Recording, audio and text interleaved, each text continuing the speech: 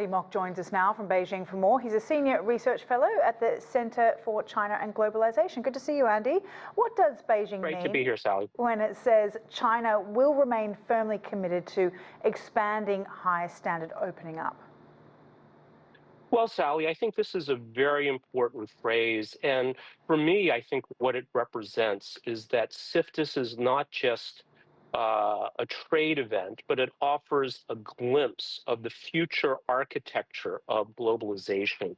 So as China continues to open up and engage with the world, what's very important is that services are playing a larger and larger role. So in 2024, China's total trade and services exceeded $1 trillion for the first time. And I think this trend is an important part of China's increasing integration with the world, but also contributing more value as well.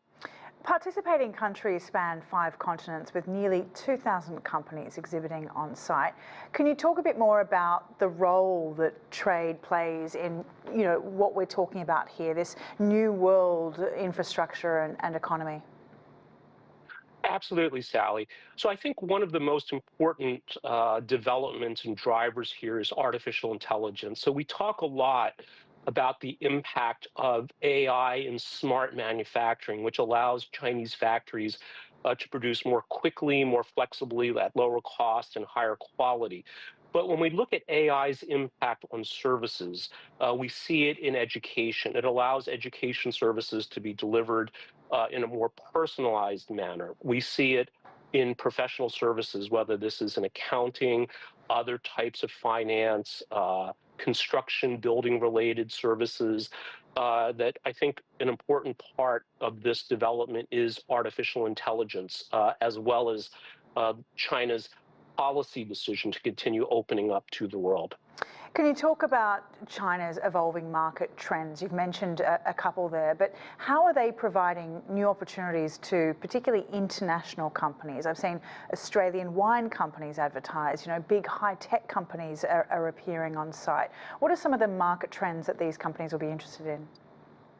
Well, that's right, Sally. So I think one of the big trends to pay attention to is that China has long been known as the workshop of the world, so producing goods for developed markets like the United States, Western Europe, to the global South, like Africa, South Asia.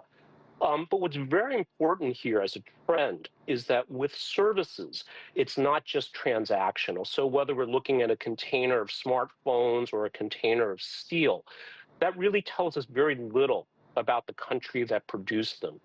But when we look at educational services, and especially when we look at tourism, what we have here is really relationship-based trade versus transactional trade.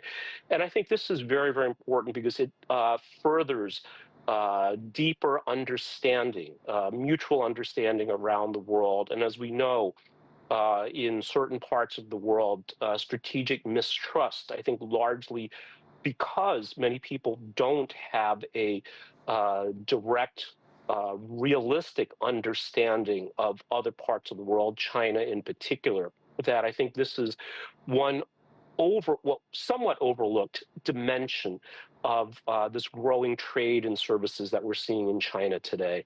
Andy Mock, always appreciate your insight. Thanks for joining us. Thank you, Sally.